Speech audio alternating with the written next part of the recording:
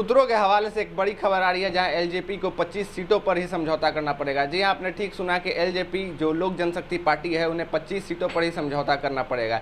LJP लगातार NDA में 40 सीटों की डिमांड कर रही थी, पर उनके जो डिमांड है उन्हें नाकारते हुए भाजपा से उनके साथ 25 सीटों पर ही समझौता करना पड़ेगा। आपको बता दें कि उन जो 25 सीटों में हैं, उन सीटों के नाम, जहां एलजेपी को गोविंदगंज, बिस्फी, अररिया, बहादुरगंज, किशनगंज, अमौर, केवटी, बरूराज, गरुखा, रजौली, लालगंज, राजापाकर, बलरामपुर, मधपुरा, अलीनगर, तेघरा, अलौली, कहलगांव, मनेर, डिहरी, ओबरा, कुटुंबा, बेलागंज, चकाई, जमुई, सिकंदरा और कटोरिया सीटें जो हैं उसी पर एलजेपी को अपने उम्मीदवार खड़े करने होंगे। आपको बता दें कि जो अलौली जो सीट है वो एलजेपी की पुश्तैनी सीट है, जहां एलजेपी ने काफ़ी दिनों से राज किया है। हालांकि 2015 विधानसभा चुनाव में एलजेपी को वहां पे हार का सामना करना पड़ा था, जहां एलजेपी के जो उम्मीदवार थे पशुपति कुमार पारस, जो रामविलास के अनुज थे, उन्हें चंदन सदा द्वारा 28,000 वोटों से हरा दिया गया था। और आपको बता दें कि जो अलौली सीट है वो भी इस बार बीजेपी के खाते में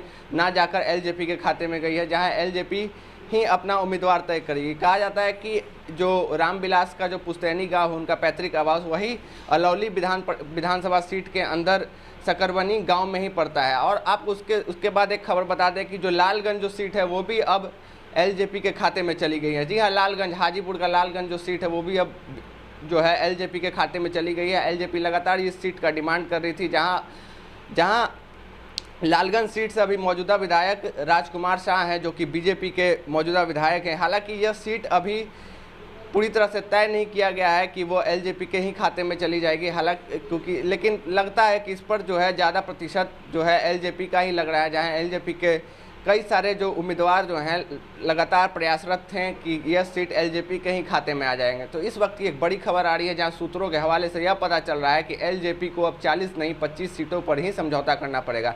वहीं आपको बता दें कि 25 विधानसभा सीटों के बाद उन्हें 2 विधान परिषद की भी सीटें दी जाएंगी, जिसमें एनडीए पर यह सीधा समझौता किया गया है। हालांकि बता दें कल जो है जदयू की भी उच्च स्तरीय मीटिंग हुई थी, जिसमें जदयू ने अपने आला कमान, अपने बड़े बड़े नेताओं को बुलाकर 7 घंटे की यह मीटिंग चली थी, जिसमें यह तय हुआ था कि एलजेपी जो है 25 सीटों पर ही चुनाव लड़ेगी।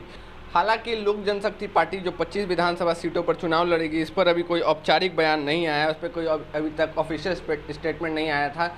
और यह बात भी आपको बता दें कि यह खबर जो है इसकी पुष्टि चैनल नहीं करता है। और इसके अलावा एक और बात बता दें कि एलजेपी ने जो है एनडीए से जो 6 लोकसभा सीट जीते थे, उन्हीं के रेशियो में सीटों की डिमांड की गई थी। आपको बता दें कि जो एक लोकसभा जो है 6 विधानसभा सीटों पर बनता है, तो उसी हिसाब से एनडीए में भी एलजेपी ने यह दावा किया कि कम से कम एक लोकसभा पर उन्हें 6 विधानसभा सीटें दी जाएं। हालांकि अगर उस अनुपात में देखा जाए तो एलजेपी को उस अनुपात में टिकट नहीं मिला है। तो आपने देखा कि सूत्रों के हवाले से यह खबर आ रही है, जहां एलजेपी को 25 सीटों पर ही संतोष करना पड़ेगा। तो लगातार खबरों में बने रहने के लिए आप देखते रहे न्यूज़ भारतवर्ष। मैं शांतनु राज।